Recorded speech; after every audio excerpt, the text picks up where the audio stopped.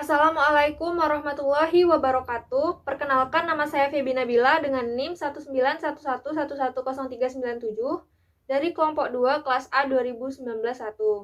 Video ini saya ajukan untuk memenuhi ujian skill lab KMB 3 tentang perawatan pada luka orif atau OREF, di mana tujuannya itu untuk mendeteksi adanya komplikasi pada luka yang digips.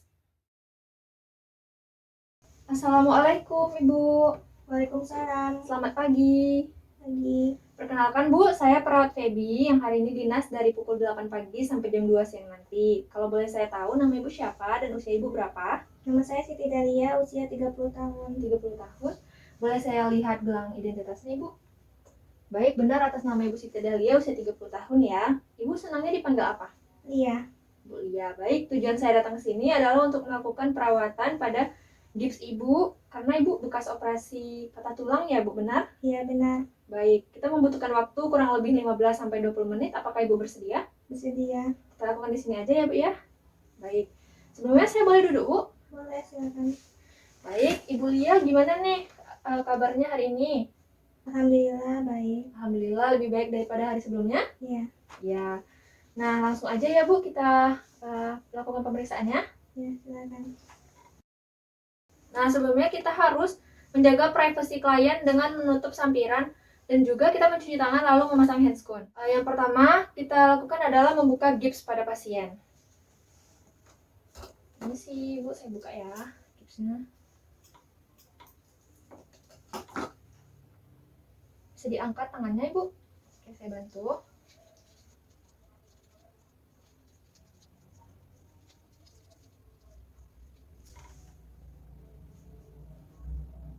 Baik, boleh diturunkan kembali.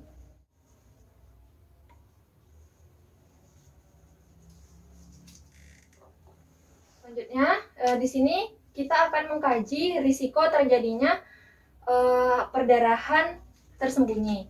Nah, di sini kita lihat yang pertama, apakah pada tulang bekas operasinya, apakah ada tulang yang menonjol atau tidak. Di sini saya lihat kondisinya normal. Kemudian kita lihat pada bekas jahitannya juga atau bekas lukanya menggunakan pen light. Kita lihat, kita kaji apakah ada terjadi perdarahan. Kemudian kita lihat atau kita kaji luas lukanya, jenis lukanya, dan daerah lukanya. Kemudian kita lihat juga warna darahnya apakah berwarna merah kecoklatan atau kehitaman.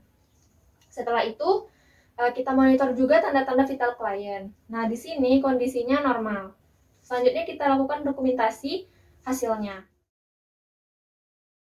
Nah, baik Ibu, selanjutnya yang kedua ini saya akan melakukan pemeriksaan resiko neurovascular compromise. Biasanya terjadi karena fiksasi pada gips itu terlalu kuat, Ibu. Di sini kita akan melakukan pengecekan CSM, yaitu circulation, sensation, dan motion.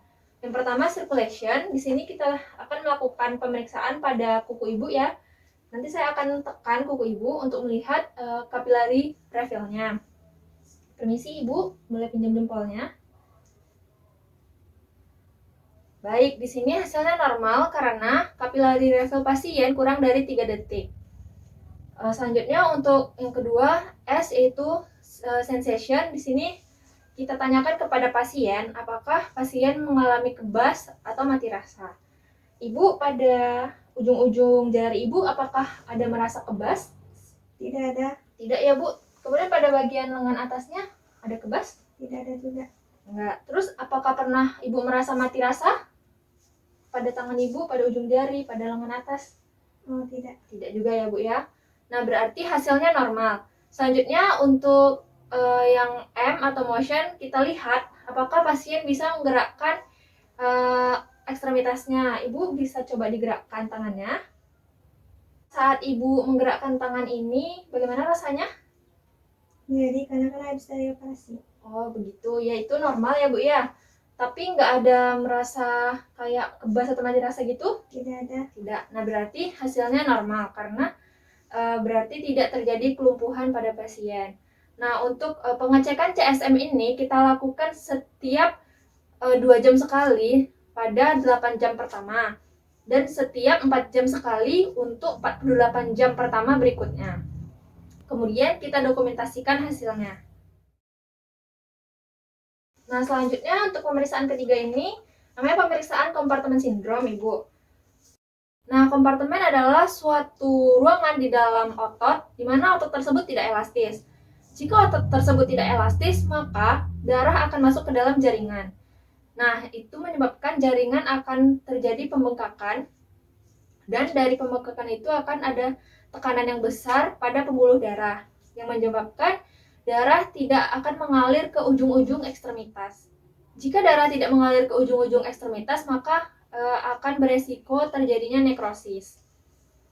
Nah, di sini biasanya ditandai dengan pasien merasa kebas, pasien merasa mati rasa, dan terjadi kelumpuhan pada ekstremitas pasien. Nah, di sini kita akan mengkaji pada pasien. Ibu, apakah pernah merasa kebas atau mati rasa pada tangan Ibu dari atas sampai ke ujung jarinya? Tidak ada. Tidak ada ya, Bu. Terus apakah pernah merasa mati rasa juga? Tidak. Tidak. Nah, ketika Ibu gerakin, apakah Ibu merasa ada yang berbeda dari biasanya? Tidak ada. Tidak ada, tapi cuma merasa nyeri aja karena bekas operasi gitu ya, Bu ya. Oke, baik. Berarti hasilnya normal. Kemudian kita dokumentasikan hasilnya. Pemeriksaan selanjutnya yaitu pemeriksaan kerusakan kulit dan jaringan pada bekas luka Ibu. Kemudian saya juga akan memeriksa apakah ada infeksi terselubung. Biasanya pada orang yang memakai gips itu akan terjadi kerusakan pada kulit dan jaringannya. Hal itu disebabkan karena adanya kesalahan dalam pemasangan gips. Pemasangan gips yang salah biasanya karena terlalu kuat atau ketat, di mana hal itu bisa menyebabkan infeksi. Nah, bisa juga karena adanya ujung atau bagian gips yang runcing, dan itu bisa melukai bekas operasi pada pasien. Untuk pemeriksaan pada pasien dilakukan dengan cara meraba bagian bawah dan bagian atas kulit pasien. Ibu boleh diangkat sedikit tangannya. Nah, di sini kita rasakan apakah terasa hangat atau panas dari suhu normal tubuhnya. Nah, jika kulitnya teraba panas, maka harus dicurigai terjadinya inflamasi. Kemudian di sini juga kita lihat pada bekas pemasangan gipsnya apakah menyebabkan kerusakan pada kulit dan jaringan pasien. Dan bekas operasinya juga kita lihat atau kita kaji apakah ada bau yang tidak sedap atau normal. Nah, di sini kita lihat pada kondisi pasien hasilnya normal. Kemudian selanjutnya kita lakukan dokumentasi untuk hasilnya. Baik Ibu, saya sudah selesai melakukan pengkajian dan perawatan pada luka dan gips Ibu ya. Nah, selanjutnya saya akan memasang gips yang baru. Permisi ya, Bu.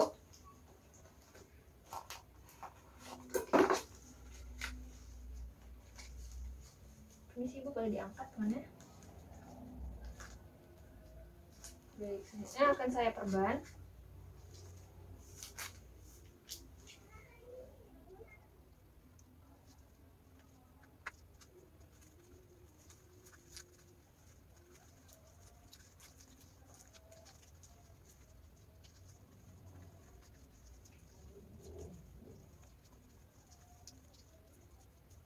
Kemudian kita fiksasi menggunakan plester.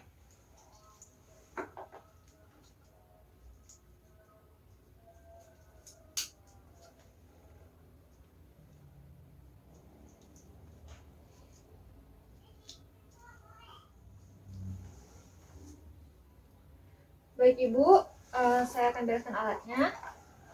Nah Ibu, saya sudah selesai melakukan tindakan keperawatannya. Bagaimana perasaan Ibu setelah saya lakukan perawatannya?